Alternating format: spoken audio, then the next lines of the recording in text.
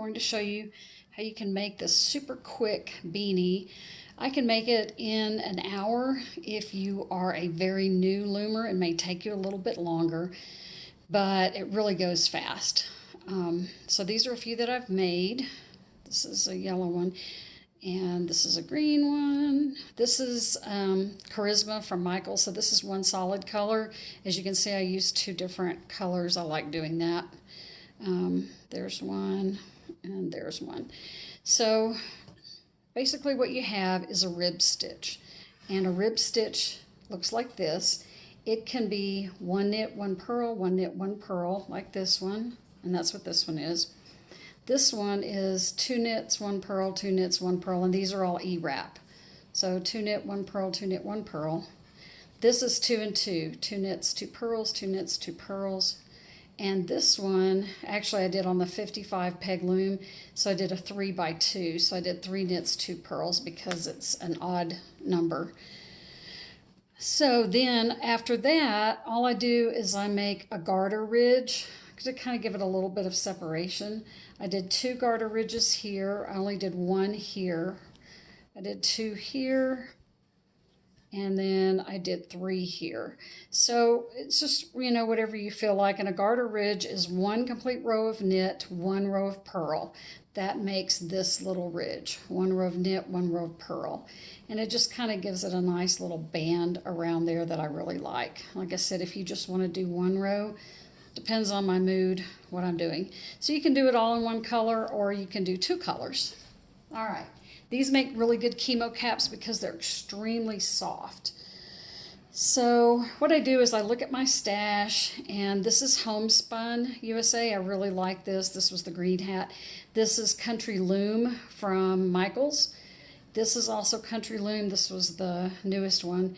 And this is Hometown USA. All right. So for the purpose of today's video, I wanted to try to use a yarn that's going to show up well, because all yarn does not do well on camera.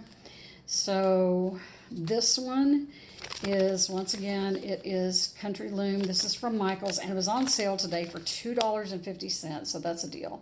It's called Weathered Rock. These are all on my Ravelry page, by the way. If you have a Ravelry account, it's free.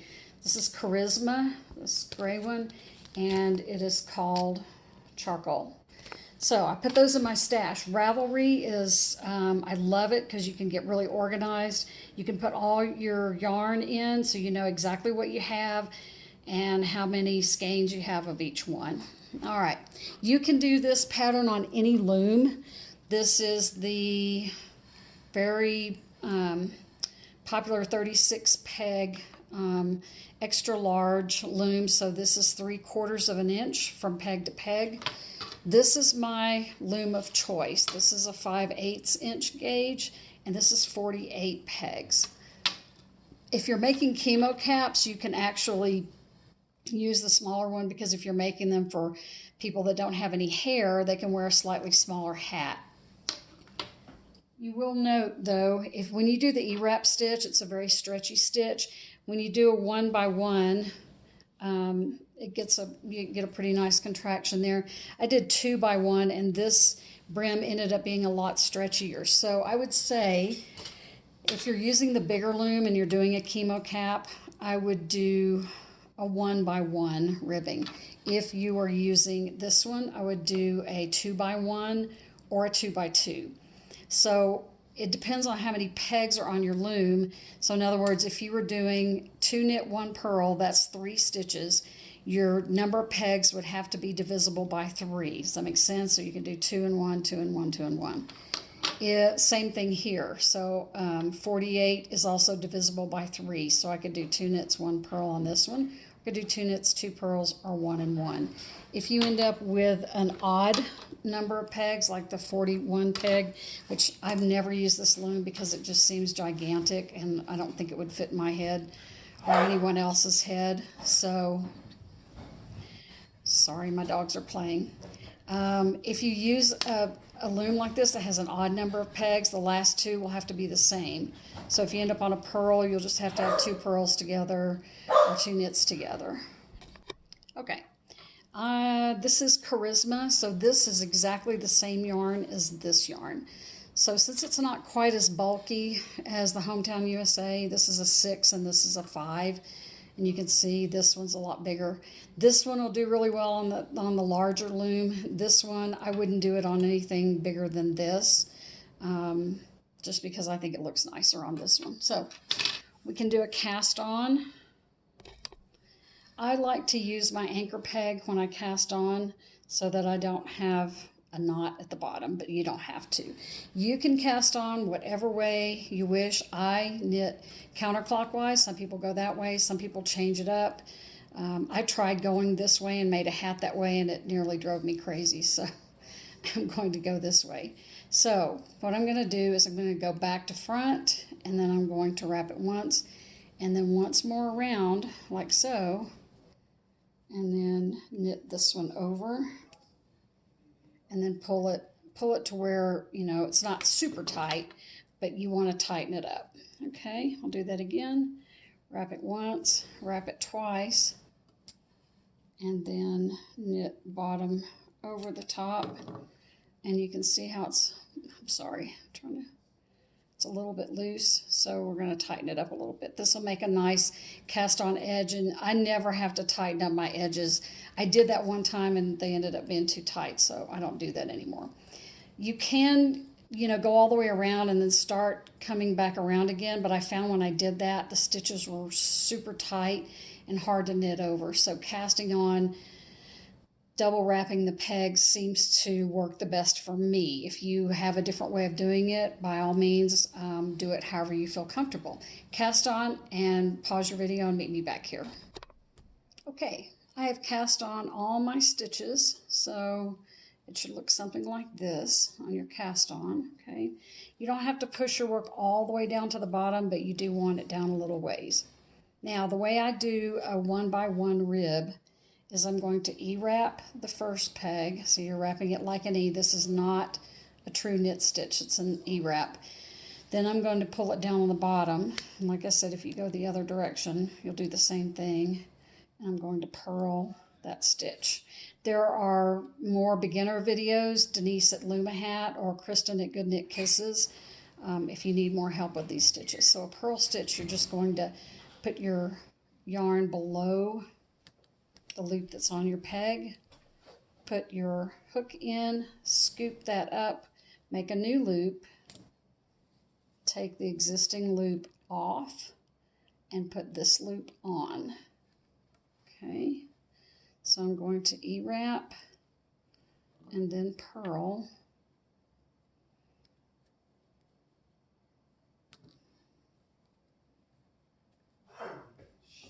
Okay. All right, so you're going to do that all the way around, E-wrap, purl, and then once you get all of these done, leave your E-wraps like that and then come back and lift all those over. Okay, then when we get all the way back around, we're going to lift all of our E-wraps over, okay? And then you can take, if you use your anchor peg, you can take it off and then I pull it to the inside, okay? So now you're just going to go around, lift off all your E-wrapped pegs. All right, and we're going to complete that until you get your brim, whatever size you prefer. You can see I'm pretty consistent with mine. When I do Hometown USA, I believe mine are about 10 stitches. It's always best to just go by a measurement. So I make mine about 2.5.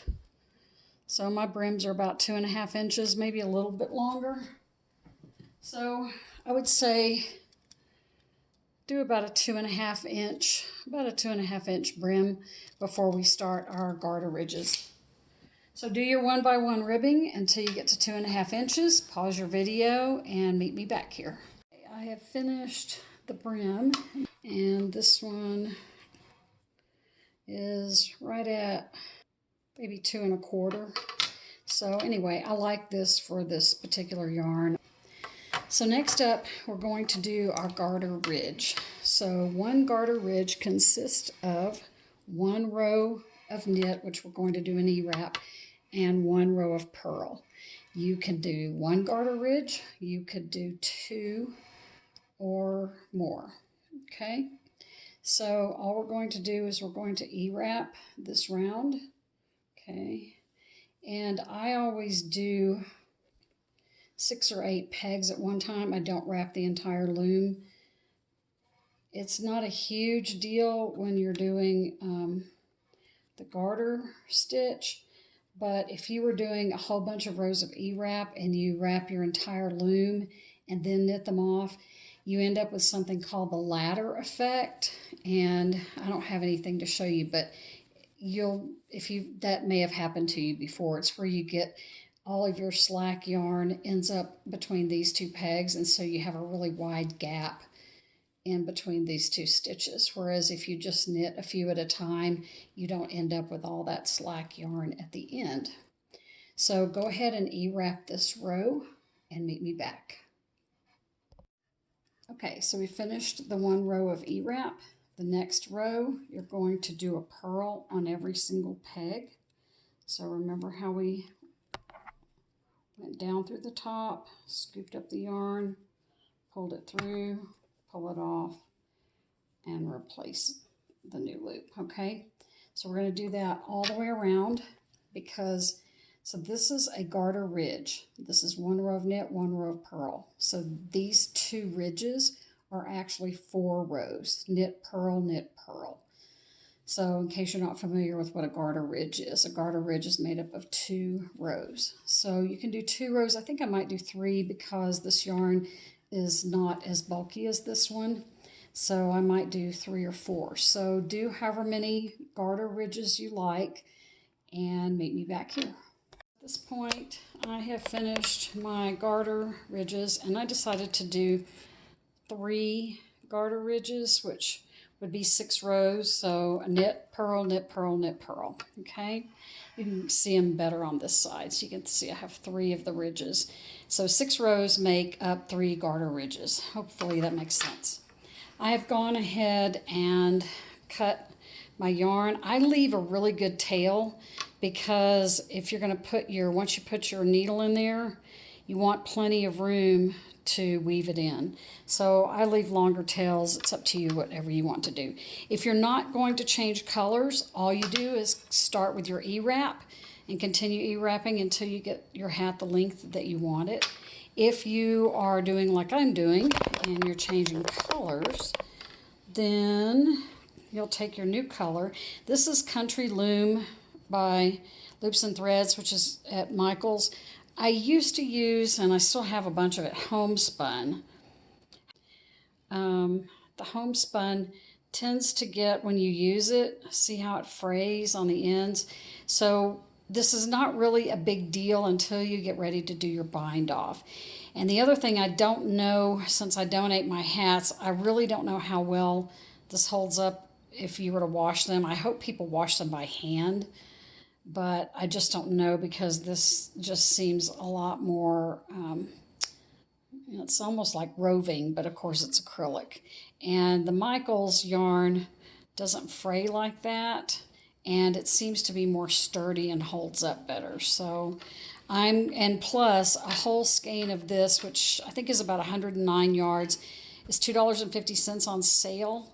The homespun is 185 yards, and it is now, I think, $6.99. I saw it on sale today for $5.24. So if you can get it on sale for $5, that's a pretty good deal. But homespun has just gone skyrocketed in price over the years.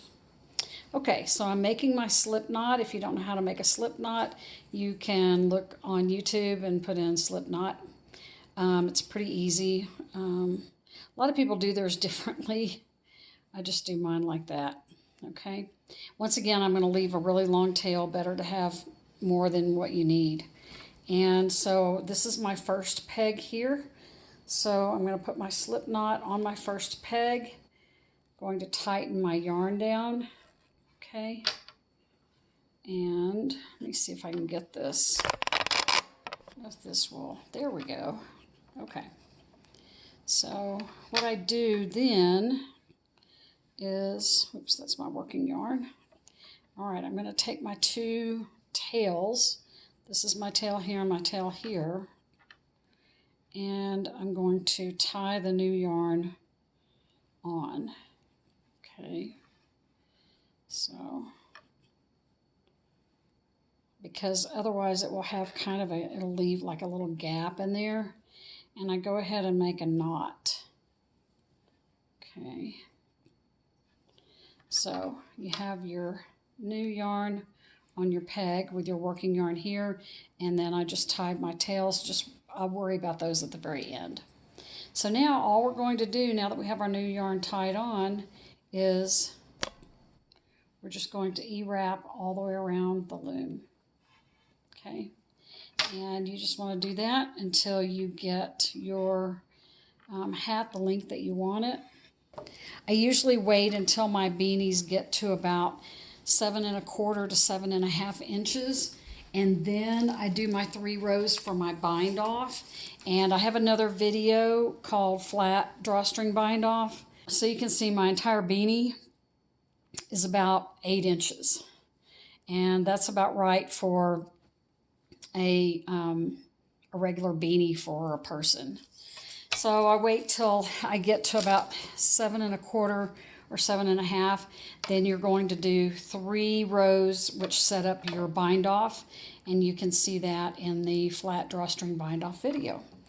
So I hope you enjoyed this video. I hope that helps you to make a quick and cozy beanie.